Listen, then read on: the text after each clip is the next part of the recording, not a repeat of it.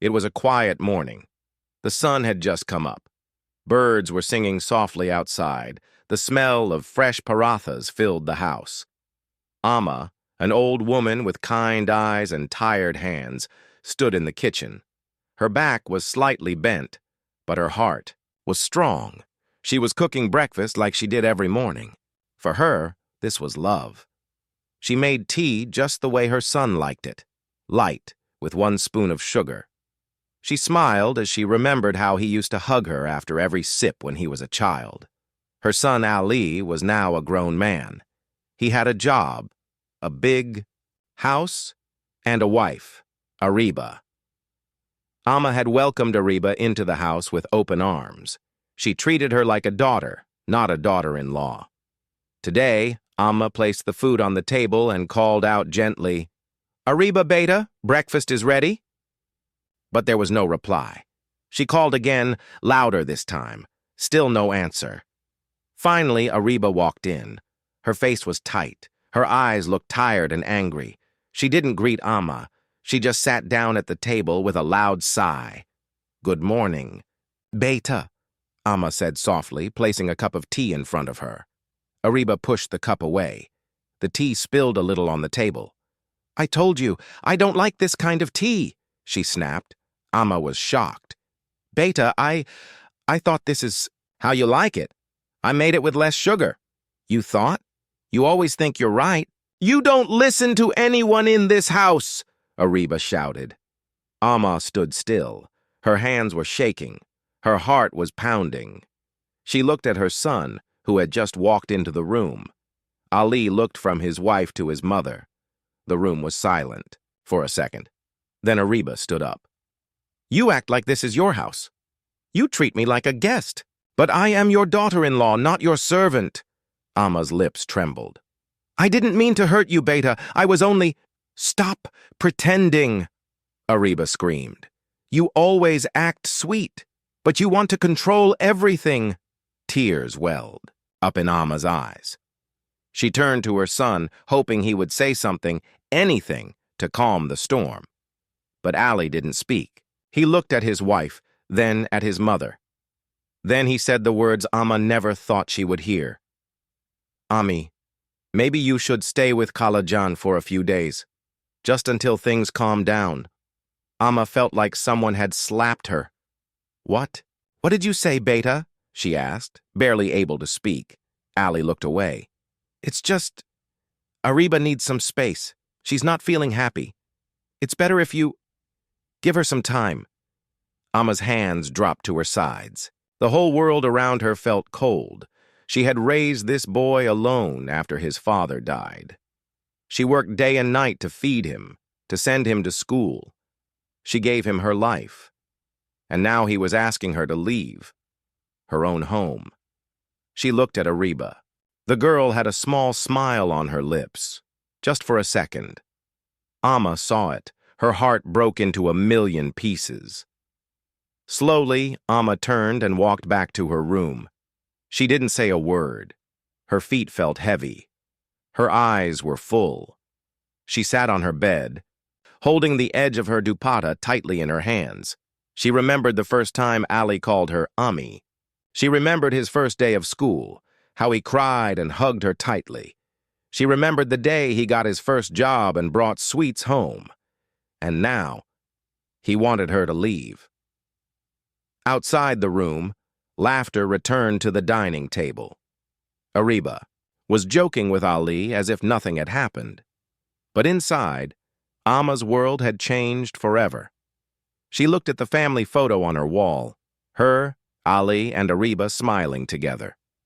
Now it felt like a lie, and in a soft, broken voice, Amma whispered to herself, "What did I do so wrong to be treated like this?" Before the shouting, before the tears, there was peace. Just a year ago, Amma was the happiest woman in the world. Her son, Ali, had just gotten married. The whole house was full of guests, flowers, music, and laughter. Amma had prayed for this day. Every night she had asked God to send a kind, loving wife for her only son. And when she met Ariba for the first time, her heart felt light. The girl had a soft smile and a shy voice. She touched Amma's feet with respect and said, "Ami, please think of me as your daughter." That day, Amma's eyes filled with tears of joy. The first few weeks after the wedding were beautiful. Amma would sit with Ariba in the kitchen, teaching her family recipes. They would laugh while cooking, and Ariba would sometimes say, "Ami, you make better biryani than any restaurant." Amma felt proud. In the evenings, all three, Amma, Ali, and Ariba, would have tea together. They shared stories, joked, and watched TV. Amma thought to herself, "My family is complete now." But slowly, something changed. It started with small things. Ariba stopped coming to the kitchen. "I'm tired, Ami," she would say. "I had a long day." Amma didn't mind. She understood. The girl was new, adjusting to a new life. So she did everything herself, cooking, cleaning, laundry. Then Ariba started spending more time in her room. She would close the door, wear headphones, and stay on her phone. Amma would knock and say, "Beta, dinner is ready." Sometimes Ariba didn't answer. Sometimes she would say, "I'll eat later." Amma felt a little hurt, but she stayed silent. Then came the complaints. Ali began to talk less to Amma. He seemed tired, distracted. One night he said, "Ami, Ariba says you're a little too strict. Maybe give her some space." Amma was shocked. "Strict? I never scold her. I only ask if she's okay, if she needs anything." Ali didn't argue. He just nodded and left the room. Amma sat alone that night, wondering, did I say something wrong? Did I hurt her without knowing? She tried harder to be kind. She smiled more, stayed out of their way, and even started eating meals alone, so the couple could have privacy. But the distance kept growing. One evening, Amma heard Ariba talking on the phone. Her voice was loud and angry. "She thinks she's the queen of the house, always giving advice, always watching me. I didn't marry her son to be her maid." Those words hit Amma like stones. She stood outside the door, frozen. She didn't cry. She just walked back to her room slowly, heart heavy with pain. From that day, Amma stopped talking much. She became quiet. She stayed in her room more. She started knitting, reading old books, or just staring out the window. But deep inside, she was hurting. She missed her son's laughter. She missed Ariba's smile. She missed the home that used to be filled with love. And yet, she never said a word. She believed things would get better. She believed love would return. But she didn't know. The storm was coming. Time passed, but the warmth in the house never returned. The days became quiet. Too quiet. Amma moved through the house like a shadow. She still did all the work, cooking, folding clothes, watering the plants. But now no one noticed. No one said thank you. No one smiled. Ariba had changed completely. She no longer called Amma Ami. She just said, "Excuse me," or sometimes nothing at all. Her tone had become cold. Her eyes, once full of respect, now looked bored and annoyed. She stopped eating Amma's food. "Let's order something," she would tell Ali. "I'm tired of the same oily food every day." Amma would hear this from the kitchen. Her hands would freeze while cutting vegetables, but she said nothing. Her heart was already used to small pains.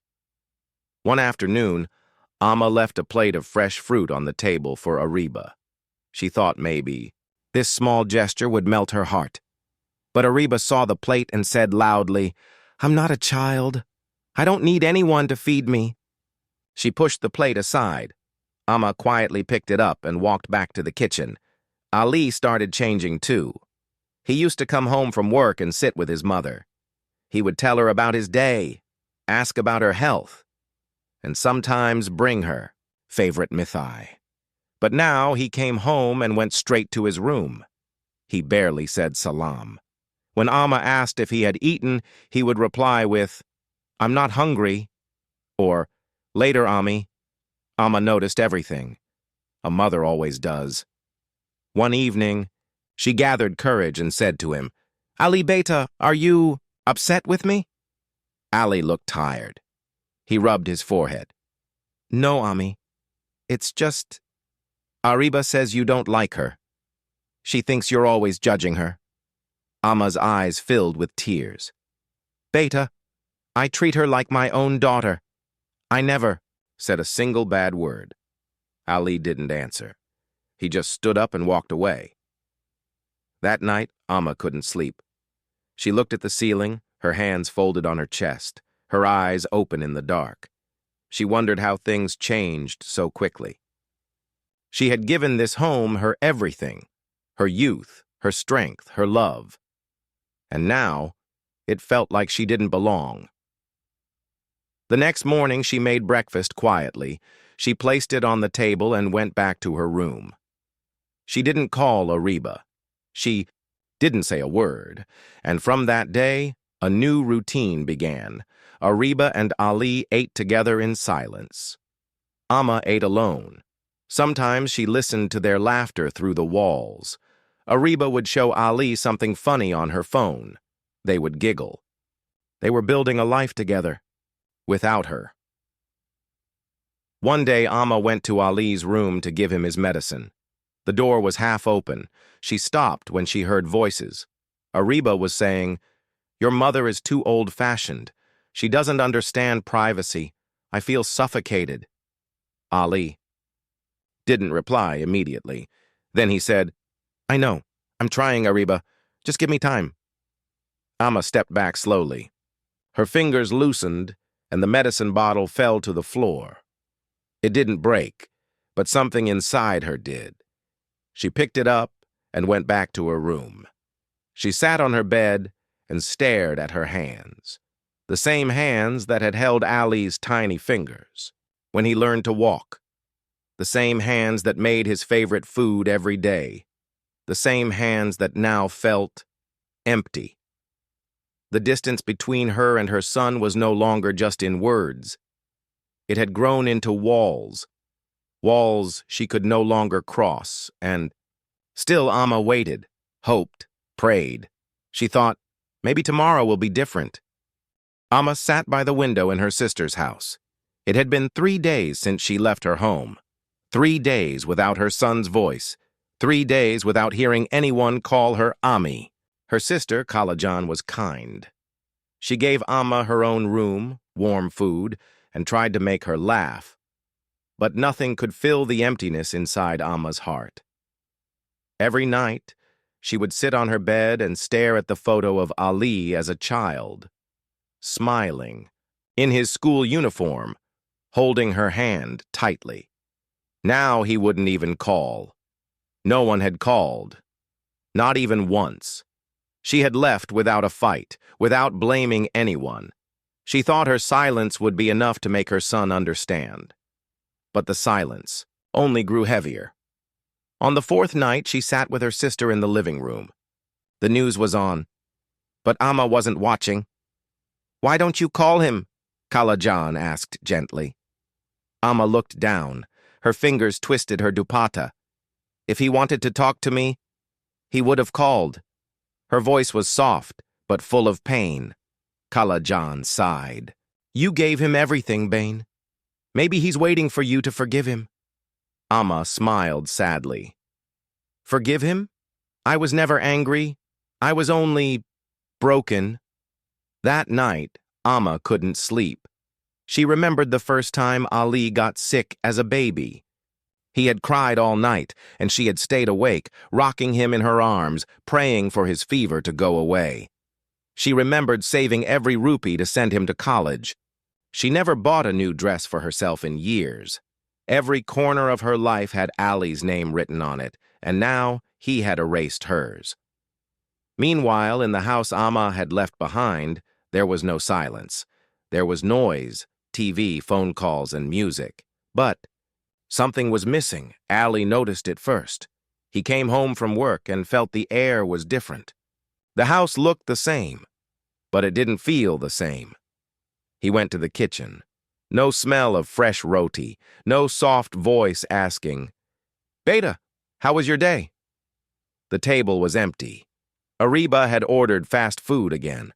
Ali sat down quietly and took a bite. It didn't taste like home. He looked around. The house felt colder, duller, like a piece of its soul was gone. He thought of calling Amma, but something stopped him. Maybe guilt, maybe pride, maybe both. The next morning, as he was leaving for work, he saw Amma's prayer beads on the corner shelf. She must have forgotten them. He picked them up and held them for a second longer than needed. That evening, he stood outside her room, empty now. Her bed was neatly made. Her slippers were still in place. Her smell still lived in the air. He sat down on the bed slowly and covered his face with his hands. His chest felt tight. He remembered the way Amma used to keep his lunch ready, even if she wasn't feeling well. The way she waited at the gate when he came home late. The way she prayed for him 5 times a day. Tears filled his eyes. He had hurt her. Badly. And now she was gone. But Ariba didn't seem to care. She had started sleeping late, laughing loudly, on the phone and going out often. When Ali mentioned Amma's name, she would say, "Why do you look so sad? She just went to her sister's place. She's not a child." But deep down, Ali knew. Something had changed, and the silence his mother left behind was growing louder every day. Ali couldn't sleep. He turned from side to side, but peace did not come. The house was too quiet. Not the quiet of rest, but the quiet of something missing. He got up and walked into the kitchen. The lights were off. He opened the fridge, not for food, but for a memory. There were no homemade pickles, no neatly stacked boxes of leftover curry, just cold silence. He sat at the dining table and looked at the chair where Amma used to sit. It was empty, and finally, the guilt inside him spoke louder than his pride. He picked up his phone. His fingers hovered over Amma's number, but he didn't press it. Instead, he opened the photo gallery, picture after picture of his wedding, family dinners, and birthdays. In every photo, Amma was there, smiling, serving, loving, and he had asked her to leave. His heart ached. He remembered the time when he had the flu, and Amma stayed awake all night, putting wet cloth on his forehead. She didn't sleep even for a minute, but when she needed love, he gave her silence. Suddenly, Ali stood up. He walked to his room and said to Ariba, "I'm going to bring Ami back." Ariba looked up from her phone. "Why now?" she asked coldly. Ali's voice was calm but firm. "Because I can't live in this house without her. She is not a guest. She is my mother, and I have failed her." Ariba rolled her eyes. "You're being emotional. She'll come back when she's ready." Ali shook his head. "No, she won't come back unless I ask her. Unless I apologize." Ariba didn't argue. She just turned away. Ali took the car keys and left. The road to Kalajan's house felt longer that night. His heart beat fast. His hands trembled on the steering wheel. He didn't know if Amma would open the door. He didn't know if she would even look at him. But he had to try. He parked the car and walked to the door. His hand hesitated before pressing. The bell ding-dong. A minute passed. Then the door opened. It was Amma. She stood there wearing a simple shawl. Her face looked tired but calm. For a moment, neither of them said anything. Then Ali bent down and touched her feet. Tears rolled down his face. "Ami," he said, his voice shaking. "I'm sorry. I didn't understand. I was blind. Please, forgive me." Amma looked at her son. Her eyes filled with tears, but her hands gently lifted him up. She touched his face with trembling fingers. "Beta," she whispered. "I was never angry. I was only waiting." Ali hugged her tightly. "Like he used to when he was a boy. I want to bring you home." he said. Amma gave a sad smile. Is it still my home? Ali nodded, tears still falling. It was always your home, Ami. I was the one who forgot. Inside the house, Kalajan watched silently from the hallway. She said nothing. She didn't need to, because in that quiet moment, a mother's heart had finally received what it had longed for. Ali held Amma's hand tightly as they walked back into the house.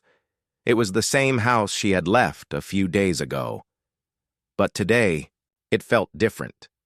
Today, she was not walking in as an unwanted guest. She was walking in as a mother, respected, needed, and loved. Amma stepped inside and looked around. Her eyes touched every corner, the curtains she had stitched, the sofa cushions she had arranged, the small prayer mat in the corner of the living room. Nothing had changed, but something had healed. Ali took her bag and placed it gently in her room. Ami, rest for a while. I'll make tea today, Amma smiled. You? In the kitchen? Ali chuckled. Yes, you've done enough. Now it's my turn. Just then, Ariba came out of the bedroom. She saw Amma and froze. Amma looked at her calmly. Ariba gave a weak smile. Assalamu alaikum, Ami. It was the first time she had called her that in weeks. Amma replied softly. Walaikum assalam, beta. Ariba hesitated, then walked closer. I didn't mean for things to get so bad. I'm sorry if I hurt you. Amma didn't say anything for a moment. Then she said, a home is not built with walls. It's built with love. If we forget that, we lose everything. Ariba looked down. She had seen the truth in Amma's eyes. Not anger, not pride, just pain, and still, forgiveness. That evening, Amma sat in the living room. Ali brought her tea, just the way she liked it, with a little sugar and a lot of milk. He sat beside her like he used to, his head resting lightly on her shoulder. Ami, he said, I don't know how I became so distant. I feel ashamed. Amma placed her hand gently on his head. A child never becomes distant, she said. He just forgets the way back. But a mother always leaves the door open. Tears slipped from Ali's eyes again. Ariba joined them a little later, carrying a small bowl of fruit. She placed it in front of Amma. I cut them the way you do, she said softly. Amma smiled. This time, she took a bite. Outside, the sun was setting. The sky turned orange and gold. Inside, the light returned to the home, not from a bulb, but from a mother's presence. She had been tested. She had been silenced. She had been hurt. But in the end, she was still standing, still loving, still forgiving, because that is what mothers do. They don't leave. They don't hate. They wait until their children find their way home.